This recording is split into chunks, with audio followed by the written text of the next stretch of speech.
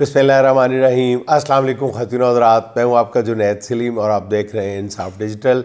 नाज़रीन, ऑब्वियसली सबसे पहले ज़िक्र सवाबी के जलसे का, जहाँ तहरीक इंसाफ ने बिलाशुबा मैदान मार लिया है। तहरीक इंसाफ के जलसे में लोगों का शिरकत करना और हाज़िरी के लिहाज से रिकॉर्ड टूटना अब ना तो कोई ख़बर है और ना ही कोई इसमें ख़बरियत है, ना ही कोई हैरानी की बात है। फिर भी 26 नवंबर के बाद तहरीक इंसाफ का ये पहला अवामी इज्तिमा था जो हाज़िरी के एतबार से अगले पिछले तमाम रिकॉर्ड तोड़ गया। यूँ लग रहा था कि पूरा सवाबी शहर ही नहीं बल्कि पूरा केपी जो है वो तहरीक इंसाफ की जलसागाह बना हुआ है। अब पहले इम्तिहान में जुनैद अकबर साहब जो हैं वो एजाज़ी नंबरों के साथ पास हो गए। पीटीआई की नई तहरीक के आगाज़ पर जो मोमेंटम दरकार था वो उसको मिल गया। पंजाब के मुख्तलिफ शहरों में भी जिस तरह तहरीक इंसाफ के कारकुन इंतहाई जबर के माहौल के बावजूद निकले हैं, उससे खुशगवार हैरत के तौर पर देखा जा रहा है। मैं फिर ये कहूँगा कि 26 नवंबर को निहत्ते कारकुनों पर गोली चलाने के वाक़े के बाद पीटीआई के कारकुनों का इस तरह से सीना तान के निकलना ये बहुत बड़ा पैगाम है। और कुछ लोगों के लिए ये बहुत बड़ा पैगाम इसलिए भी है कि गोलियाँ चलाने के बावजूद भी पीटीआई के कारकुन पसपा नहीं हो रहे। अब जुल्म का कौन सा हरबा रह गया है जिसे इस्तेमाल किया जा सके। अच्छा नाज़रीन, आज 8 फरवरी है और आज से ठीक 1 साल पहले पूरी कौम ने एक इनकलाबी फ़ैसला दिया था और अपने मुल्क को वोट की पर्ची से सीधी राह पर चलाने की कोशिश की थी।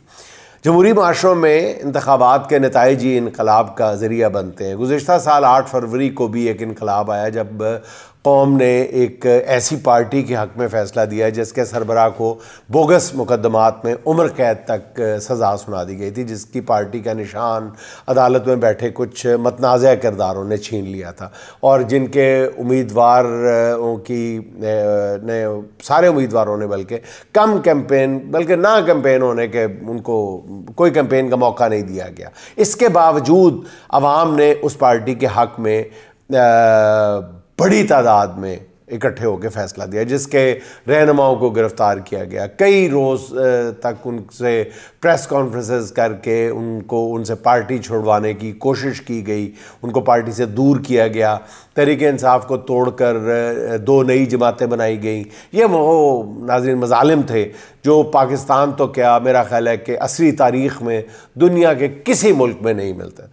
मगर इसके बावजूद अवाम ने उस जमात को 2/3 से भी ज़्यादा अक्सरियत दिला दी। मगर 8 फरवरी को आने वाले इनकलाब को 9 फरवरी की रात चुराने की जिस भोंडी कोशिश का आगाज़ हुआ वो आज तक जारी है।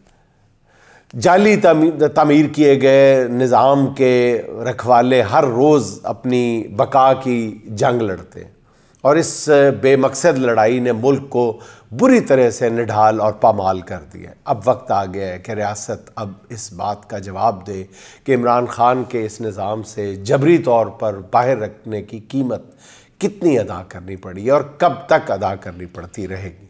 एक जाली हुकूमत के दवाम के लिए तमाम मुल्की इदारों को जिस तरह नोच डाला गया, उनकी तामीर नौ कब शुरू होगी और उसमें कितना वक्त लगेगा। ये ऐसी अनोखी हुकूमत है जिसमें वज़ीर दाखिला वज़ीर ख़ारजा के फ़राइज़ भी सर अंजाम दे रहा है। जिसे वज़ीर ख़ारजा बनाया गया है वो हर वक्त अपने वज़ीर ख़जाना के पर कतरने में लगा रहता है। हुज़ूर, ऐसे चलेगा नहीं, शायद सीधी राह पर आने का वक्त आ गया। अच्छा नाज़रीन, इससे पहले कि इमरान खान के आर्मी चीफ़ के नाम दूसरे ख़त का ज़िक्र करूँ, आपकी खिदमत में एक ख़बर भी पेश करता चलता जाऊँ कि इमरान का आज के एहतजाज केपी में और पंजाब और सिंध के बाज़ शहरों में जो एहतजाजी मूड और टोन है उसको देखने के बाद और अमेरिका से आने वाले रद्द अमल और वहाँ की कांग्रेस में होने वाली तकारीर के बाद जिस ख़बर का मैंने गुज़िश्ता रोज़ ज़िक्र किया था कि आज भी कुछ रियासत के बड़ों के दरमियान टेलीफोनिक गुफ्तगू होगी या बिलमुशाफ़ा मुलाकात होगी, तो वो आज भी टेलीफोनिक गुफ्तगू तक महदूद रही है। लेकिन बुनियादी तौर पे एक बड़ा फ़ैसला ये किया गया है कि वो मुज़ाकरात, वो राब्ता जो इमरान खान से असल क़ुव्वतों का टूट गया था, ایک تو نون لیگ کے ساتھ برائے نام ڈرامے بازی ہو رہی تھی، وہ نہیں بلکہ اصل قوتوں کے درمیان جو مذاکرات ہو رہے تھے اور پی ٹی آئی کے درمیان، ان کو دوبارہ بحال کیا جائے گا اور اسی ہفتے بحال کیا جائے گا، یعنی اگلے 2-4 دن کے دوران ہی عمران خان سے دوبارہ مضبوط بنیادوں پہ مضبوط آفر کے ساتھ رابطہ کیا جائے گا۔ اچھا ناظرین، آرمی چیف کے نام ایک اور خط میں عمران خان نے ایک بار پھر اپنے موقف کو دہرایا ہے۔ وہ کہتے ہیں کہ میں نے ملک و قوم کی بہتری کی خاطر انتہائی نیک نیتی سے آرمی چیف کے نام خط لکھا تاکہ فوج اور عوام کے درمیان دن بدن بڑھتی ہوئی خلیج کو کم کیا جا سکے، مگر اس کا جواب انتہائی غیر سنجیدگی اور غیر ذمہ داری سے دیا گیا۔ میں پاکستان کا سابق وزیر اعظم ہوں، ملک کی سب سے مقبول اور بڑی سیاسی جماعت کا سربراہ ہوں۔ میں نے اپنی ساری زندگی عالمی سطح پر ملک و قوم کا نام روشن کرنے میں گزاری ہے۔ 1970 سے لے کر اب تک میری 55 سال کی پبلک لائف اور 30 سال کی کمائی سب کے سامنے ہے۔ میرا جینا مرنا صرف اور صرف پاکستان میں ہے۔ مجھے صرف اور صرف اپنی فوج کے تاثر اور عوام اور فوج کے درمیان بڑھتی ہوئی خلیج کے ممکنہ مضمرات کی فکر ہے، جس کی وجہ سے میں نے یہ خط لکھا۔ ریکارڈ کو درست رکھنے کے لیے عمران خان نے اپنے ساتھ جیل میں ہونے والے مظالم کا بھی ذکر کیا۔ وہ لکھتے ہیں کہ بنیادی انسانی حقوق پامال کرتے ہوئے مجھ پر دباؤ بڑھانے کے لیے ایک کرنل کے ماتحت جیل انتظامیہ نے مجھ پر ہر ظلم کیا۔ مجھے موت کی چکی میں رکھا گیا، مجھے 20 دن تک مکمل لاک اپ میں رکھا گیا جہاں سورج کی روشنی تک نہیں پہنچ رہی تھی۔ 5 روز تک میرے سیل کی بجلی بند رکھی گئی اور میں مکمل اندھیرے میں رہا۔ عمران خان نے مزید لکھا ہے کہ ڈیالہ جیل کے فرض شناس سپرنٹنڈنٹ اکرم چودھری کو اغوا کیا گیا، تشدد کا نشانہ بنایا گیا کیونکہ وہ قانون کی پاسداری کرتا تھا اور جیل قوانین پر عمل درآمد پر بضد تھا، اور اب بھی تمام عملے کو ڈرایا دھمکایا جا رہا ہے۔ عمران خان کا ناظرین یہ دوسرا خط بھی بتاتا ہے کہ وہ اپنے ملک کے حالات کے بارے میں بہت زیادہ فکر مند ہے اور اس کی بہتری کے لیے بات چیت کے ذریعے مسئلے کا حل چاہتا ہے۔ وہ اداروں کی غلطیوں کی نشاندہی کر کے انہیں ٹھیک کرنا چاہتا ہے۔ آرمی چیف کے نام خط لکھ کر عمران خان نے ایک طرف تو اتمام حجت کر دیا ہے، اب ملک کی خاطر اناؤں کو پس پشت ڈال کر آگے بڑھنا ہوگا۔ عمران خان کے پہلے خط کی طرح اس بار بھی معاملہ جو ہے وہ صحافتی ٹاؤٹس کے حوالے کر دیا گیا تو پھر یہ ملک کے مستقبل کے لیے ناظرین بہت نقصان دہ ہوگا۔ اچھا ناظرین، انتخابات کو 1 سال مکمل ہونے پر حکومت نے اخبارات میں فل پیج اشتہارات فیاضی کے ساتھ شائع کروائے ہیں، کروڑوں اربوں روپے خرچ کر کے۔ اتنا پیسہ خرچ کرنے کی بجائے، ان بے تکے اشتہارات کی بجائے بہت بہتر ہوتا اگر وزیر اعظم اور وزیر اعلیٰ پنجاب اور ہمارے خواجہ آصف صاحب اور تمام جو وفاقی وزراء ہیں اور صوبائی وزراء، صوبائی حکومتیں بھی یہ آج کے دن ایک کام کرتے، اللہ رب العزت کے پاک کلام پہ ہاتھ رکھتے اور صرف ایک جملہ کہہ دیتے کہ ہم حقیقی معنوں میں عوام کے ووٹوں سے منتخب ہو کے رکن اسمبلی بنے اور پھر اس کے بعد وزیر بنے۔ لمبے چوڑے اشتہارات دینے کی ضرورت ہی نہ پڑتی، صرف اللہ کے پاک کلام پہ ہاتھ رکھ کے یہ کہہ دیتے۔ اچھا ناظرین، امریکہ میں جو ٹویٹس سے شروع ہونے والی کہانی تھی، پہلے حکومت پاکستان کے نام خط تک پہنچی ہے، اب معاملہ جو ہے وہ امریکی ایوان نمائندگان تک پہنچ گیا ہے، جہاں امریکی رکن کانگریس جو ولسن نے تقریر کرتے ہوئے فری عمران خان کا مطالبہ دہرایا ہے۔ یہ اس بار نہ خط ہے نہ یہ ٹویٹ ہے، ایوان نمائندگان میں فلور آف دا ہاؤس تقریر ہے، خطاب ہے جو ولسن کا۔ ان کا کہنا یہ تھا کہ پاکستان اور امریکہ کے درمیان تعلقات کی بہتری کا انحصار عمران خان کی رہائی پر ہے، سیدھے سیدھے لفظوں میں، ٹھوکواں انداز میں جو ولسن نے کہا، جنہیں ان کا کہنا تھا کہ جس عمران خان کو غیر منصفانہ طور پہ جیل میں رکھا گیا ہے، اور جو ولسن نے عمران خان کی رہائی کو انٹرنیشنل مسئلہ بنا دیا۔ اس سے پہلے امریکی ایوان نمائندگان نے 368 ارکان نے انتخابات میں دھاندلی، انسانی حقوق کی خلاف ورزی اور عمران خان کی غیر قانونی قید کے خلاف قرارداد پاس کی تھی۔ اس کے بعد 61 ارکان کانگریس نے امریکی صدر کو خط لکھ کر عمران خان کی رہائی کا مطالبہ کیا۔ اوورسیز پاکستانیوں کا کہنا یہ ہے کہ آنے والے دنوں میں امریکہ سے کئی اور سرپرائزز آئیں گے، جن میں سب سے اہم جو سرپرائز ہوگا وہ بائنڈنگ ریزولوشن ہوگی۔ ذرائع کے مطابق اس ریزولوشن کے حوالے سے کام بالکل آخری مرحلے میں، اور یہ کسی وقت بھی پاکستانی سیاست میں بھونچال برپا کر سکتی ہے۔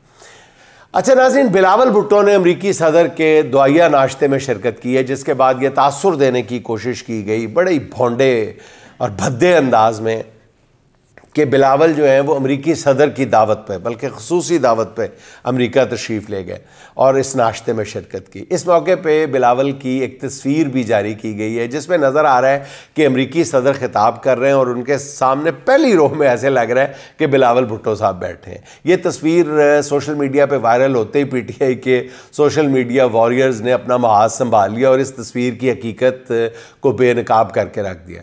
اب بلاول بھٹو کی یہ تصویر ناظرین فرنٹ رو کی نہیں تھی، بلکہ کہیں دور لگائے گئی پروجیکٹر سکرین کی ہے، جس کے سامنے بیٹھ کر بلاول کی یہ تصویر لی گئی ہے۔ اور دوسرا یہ بھی پتہ چلتا ہے کہ دعائیہ ناشتے کی یہ تقریب ایک امریکی رفاہی تنظیم ہر سال منعقد کرواتی ہے، جس میں شرکت کے لیے ٹیبلز بک کیے جاتے ہیں، اور دنیا بھر سے کوئی بھی شخص ڈالرز دے کر یہ ٹیبل بک کروا سکتا ہے۔ اصل میں یہ فنڈ ریزنگ کا ایک طریقہ ہوتا ہے، اور بلاول بھٹو کا یہ سیاسی سٹنٹ بھی چند گھنٹے سے زیادہ نہیں چل سکا۔ لیکن ویسے حیرت یہ بھی ہے کہ بلاول کے والد صاحب جو ہیں وہ چین کے سرکاری دورے پہ ہیں، جہاں وہ یہ تاثر دینے کی کوشش کر رہے ہیں کہ چین پاکستان کی خارجہ پالیسی کا اول و آخر ہے، اور بیٹا واشنگٹن میں امریکیوں کی حمایت کے لیے کلا بازیاں کھا رہا ہے، کرتب کر رہا ہے، کبھی کچھ کر رہا ہے، کبھی کچھ کر رہا ہے۔ اچھا ناظرین، ملک میں جاری عدالتی بحران ہر گزرتے دن کے ساتھ سنگین سے سنگین تر ہوتا چلا جا رہا ہے۔ ایک طرف حکومت کی عدلیہ کو ہر لحاظ سے فتح کرنے کی کوشش ہے، اور دوسری طرف کچھ ججز ہیں جنہوں نے ذاتی مفادات پر عدالت کی ساکھ اور انصاف کی فراہمی تک کو داؤ پہ لگا دیا ہے۔ مگر کچھ ججز ایسے بھی ہیں جنہوں نے اپنے حلف اور رول آف لا کی فکر ہے جن کو۔ سپریم کورٹ کے ایسے ہی 4 ججز نے چیف جسٹس آف پاکستان کے نام خط لکھ کر انہیں آئین کی پامالی کے انتہائی عمل سے باز رکھنے کی بڑی مخلصانہ کوشش کی ہے۔ جسٹس منصور علی شاہ، جسٹس منیب اختر، جسٹس اطہر من اللہ اور جسٹس عائشہ ملک صاحبہ نے اپنے خط میں کہا ہے کہ آئینی ترمیم کا کیس ترمیم کے نتیجے میں بننے والا آئینی بینچ سن رہا ہے، اور آئینی ترمیم کا مقدمہ فوری طور پہ فل کورٹ میں مقرر ہونا چاہیے۔ وہ اپنے خط میں یہ 4 ججز مزید لکھتے ہیں کہ چیف جسٹس اسلام آباد ہائی کورٹ نے آئینی نکات کو بالائے طاق رکھتے ہوئے از خود سینیورٹی کا تعین کر لیا۔ لاہور ہائی کورٹ کا سینیورٹی میں 15ویں نمبر کا جج جو ہے اسلام آباد میں سینئر ترین جج بنا دیا گیا ہے۔ خط کے مطابق آئین کے مطابق ججز کا تبادلہ عارضی طور پر ہو سکتا ہے، مستقل نہیں۔ مدت مقرر نہ ہونے کا مطلب یہ ہے کہ تبادلے کا حکم کسی بھی وقت واپس لیا جا سکتا ہے۔ اب تبادلے کے بعد آئینی طور پہ ججز حلف لینے کے بھی پابند ہیں۔ ہائی کورٹ ججز کا حلف جو ہے وہ تمام ہائی کورٹس کے لیے نہیں ہو سکتا۔ سپریم کورٹ کے 4 ججز نے مزید لکھا ہے کہ ہم یہ سوال کرتے ہیں کہ عدالت کو ایسی صورتحال میں کیوں ڈالا جا رہا ہے، کس کے ایجنڈے اور مفادات کی تکمیل کے لیے عدالت کو اس طرح بے توقیری اور شاید تمسخر کا سامنا کرنے پر مجبور کیا جا رہا ہے۔ کیا یہ ضروری نہیں کہ نئے ججوں کی شمولیت کے معاملے پر نظر ثانی کی جائے؟ فی الحال اسے ایک طرف رکھ دیا جائے؟ یہ سوالات خود ہی اپنے جوابات دیتے ہیں۔ سپریم کورٹ کے 4 سینئر ججز نے یہ خط لکھ کر چیف جسٹس یحییٰ آفریدی کو ایک طرح سے ناظرین کٹہرے میں کھڑا کر دیا، جو اس وقت تک خود کو بلا شبہ قاضی فائز عیسیٰ صاحب کا ٹھیک ٹھاک جانشین ثابت کر رہے ہیں۔ اچھا ناظرین، یہاں پہ آپ کو ایک خبر بھی دیتا چلوں کہ چند دن پہلے تک لاہور ہائی کورٹ کے جس سینئر جج کا ذکر ہو رہا تھا کہ ان کی پروموشن ان کو اسلام آباد ہائی کورٹ لے جایا جائے گا اور ان کو چیف جسٹس اسلام آباد ہائی کورٹ پھر بعد میں بنا دیا جائے گا، اور ہم نے اس وقت آپ کو یہ بتایا تھا کہ ڈوگر صاحب نے ان کا پتہ کاٹا ہے اور خود کو زیادہ اہل ثابت کیا ہے اور اسلام آباد ہائی کورٹ میں اپنی نشست پکی کر لی ہے۔ معاملہ کچھ یوں نہیں تھا، بلکہ تازہ ترین اطلاعات یہ ہیں کہ جس ہائی کورٹ کے جج کا انتخاب پہلے کیا گیا تھا، انہوں نے اسلام آباد ہائی کورٹ کے ان 6 ججز کی موجودگی میں اسلام آباد ہائی کورٹ جانے سے انکار کر دیا تھا۔ انہوں نے کہا تھا کہ ایسے ججز کی موجودگی میں وہاں پہ کچھ بھی سرو نہیں کر پاؤں گا، اور پھر ان جج صاحب کو بہت منانے کی کوشش کی گئی، اور وزیر قانون صاحب جو ہیں وہ باقاعدہ ان جج صاحب سے نالاں بھی نظر آئے کہ آپ کی خاطر میں نے یہ کیا وہ کیا فلاں کیا، پوری گراؤنڈ تیار کی، اور عین موقع پہ آ کے آپ نے اسلام آباد ہائی کورٹ جانے سے انکار کر دیا، لیکن وہ پھر بھی مذکورہ جج کو منانے میں ناکام رہے۔ اچھا ناظرین، دوسری طرف اسلام آباد ہائی کورٹ کے جسٹس بابر ستار صاحب نے بھی اپنے چیف جسٹس عامر فاروق صاحب کو ایک خط لکھا ہے، جس میں ان کا کہنا یہ ہے کہ اسلام آباد ہائی کورٹ میں ٹرانسفر ججز نے اپنی اپنی ہائی کورٹ کا حلف اٹھا رکھا ہے۔ آئین کے مطابق ججز نیا حلف اٹھائے بغیر ڈیوٹی ادا ہی نہیں کر سکتے۔ اس بات کا ناظرین آپ کو یاد ہوگا سب سے پہلے ذکر ہم نے کیا تھا۔ اب ان کا کہنا یہ ہے بابر ستار صاحب کا کہ سینیورٹی لسٹ اور ایڈمنسٹریشن کمیٹی کا نوٹیفیکیشن غیر آئینی اور غیر قانونی ہے۔ بطور چیف جسٹس آپ کے اقدامات سے ججز میں پیدا ہونے والا اختلاف افسوسناک ہوگا، اس لیے یہ اقدامات آپ واپس لیں۔ اس عدالتی معاملے پر ناظرین سب سے برمحل تبصرہ جو ہے وہ ماہر قانون اعتزاز احسن صاحب نے کیا ہے، جن کا کہنا یہ ہے کہ چیف جسٹس آف پاکستان یحییٰ آفریدی ایک ٹھیپا بن کے رہ گئے، یعنی ایک ایسا سکہ جو کسی اور کے ہاتھ میں ہے، اس لیے ایک بڑا خوفناک حادثہ ہونے والا ہے، اس لیے یہ ڈرے ہوئے ہیں اور خوف کا شکار ہیں۔ ناظرین، پلاننگ کمیشن آف پاکستان کی رپورٹ کے مطابق پاکستان میں بے روزگاری کی شرح جو ہے اس وقت 7% تک پہنچ چکی ہے، جو کہ بھارت اور بنگلہ دیش کے مقابلے سے زیادہ ہے۔ رپورٹ کے مطابق ملک میں بے روزگاری کے خاتمے کے لیے سالانہ کم از کم 15 لاکھ نئی ملازمتوں کی ضرورت ہے۔ تاہم معاشی حالات میں جو موجودہ معاشی حالات ہیں اس میں اس ہدف کا حصول جو ہے وہ مشکل ہی نہیں، ناممکن ہے۔ اقتصادی ماہرین کہتے ہیں کہ بڑی صنعتوں کی پیداوار میں نمایاں کمی آئی ہے، ٹیکسٹائل کی درجنوں ملیں بند ہو چکی ہیں، اور 45 لاکھ نوجوان جو ہیں وہ روزگار کی تلاش میں سرگرم ہیں۔ اس صورتحال کے باوجود ہمارے وزیر خزانہ صاحب یہ فرما رہے ہیں کہ مہنگائی کے کچھ جھٹکوں کے بعد صورتحال بہتر ہو جائے گی، یہ جھٹکے لگیں گے چھوٹے چھوٹے اور پھر صورتحال بہتر ہو جائے گی۔ تو ناظرین ایسے میں لا محالہ ایک رانگڑ طالب علم کا قصہ سنانے پہ مجبور ہو جاتا ہوں۔ یہ جو جھٹکوں میں وہ بات کر رہے ہیں،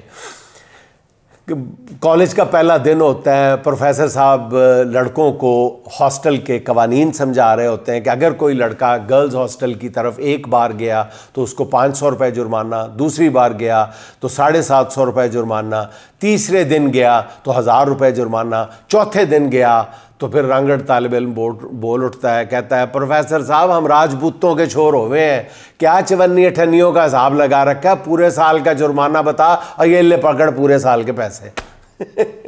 تو ناظرین یہ حکومت بھی ہمیں ایک ہی بار یہ جو جھٹکے مہنگائی کے دینے کی بجائے ایک ہی بار ہمیں بتا دے کہ ہمارے ساتھ کیا سلوک روا رکھنا ہے، تاکہ ہم ایک ہی بار کڑوا گھونٹ بھر لیں۔ ناظرین آخر میں یہ خبر سن لیں کہ پیکا قوانین میں ترمیم کے خلاف فیڈرل یونین آف جرنلسٹ کے سربراہ اور ہمارے دوست رانا عظیم صاحب نے ہائی کورٹ میں پٹیشن دائر کر دی ہے، اور ماہر قانون اظہر صدیق کے ذریعے دائر ہونے والی اس پٹیشن میں پیکا قانون میں ترمیم کو آزادی اظہار کے بنیادی حقوق کی بدترین خلاف ورزی قرار دیا گیا۔ امید ہے کہ جس معاملے پر پارلیمنٹ نے ربر سٹیمپ کا کردار ادا کیا ہے، عدالتیں اس پر شاید سیدھی راہ کا تعین کر دیں۔ دوسری طرف ناظرین ایک اور خبر بھی آئی ہے کہ مانسہرہ میں پیکا ایکٹ کے تحت پہلا مقدمہ درج کر لیا گیا ہے، اور حیرت انگیز طور پہ یہ مقدمہ جماعت اسلامی کے ضلعی رہنما کے خلاف درج کیا گیا ہے، اور غالباً ان کی 5 فروری کے حوالے سے جو کوئی تقریر تھی اس میں ان کے کچھ جملوں پہ اعتراض کیا گیا ہے، اور ان کو گرفتار بھی کر لیا گیا ہے۔ پیکا ایکٹ ناظرین مجھے اس گرفتاری میں یا پی کے کے تحت پہلی اس گرفتاری میں ایک پیغام بھی نظر آ رہا ہے اور ایک سازش بھی۔ پیغام یہ ہے کہ پی ٹی آئی والوں کے لیے پیغام یہ ہے کہ اگر آپ کے پی کے اندر بیٹھ کے اپنے آپ کو محفوظ سمجھتے ہیں تو یہ آپ کی خام خیالی ہے۔ ہم پی ٹی آئی کے اندر بھی یہ کام کر سکتے ہیں۔ یہ آپ اس غلط فہمی میں نہ رہیں کہ آپ کے پی میں بیٹھ کے جو مرضی کرتے رہیں۔ اور سازش ناظرین یہ نظر آ رہی ہے کہ اس گرفتاری سے پی ٹی آئی اور جماعت اسلامی کے درمیان اختلافات پیدا کیے جائیں یا پہلے سے موجود اختلافات کو ہوا دی جائے کہ آپ نے یہ جو پیکا ایکٹ کے تحت پہلی گرفتاری ہے یہ کے پی میں کی ہے اور جماعت اسلامی کی ہے، تاکہ یہ دونوں جماعتیں آپس میں باہم دست و گریباں ہو جائیں، اور یہ معاملہ بڑا سیدھا سادہ سا نظر آ رہا ہے۔ ناظرین، آخر میں آج کی آخری بات کہہ کے آپ سے اجازت چاہتا ہوں۔ جب تلک روشنی فکر و نظر باقی ہے، جب تلک روشنی فکر و نظر باقی ہے، تیرگی لاکھ ہو امکان سحر باقی ہے۔ ناظرین، خوش رہیں، خوش رکھیں۔ آپ سے ملاقات ہوگی انشاءاللہ اگلے ولاگ میں۔ اللہ حافظ۔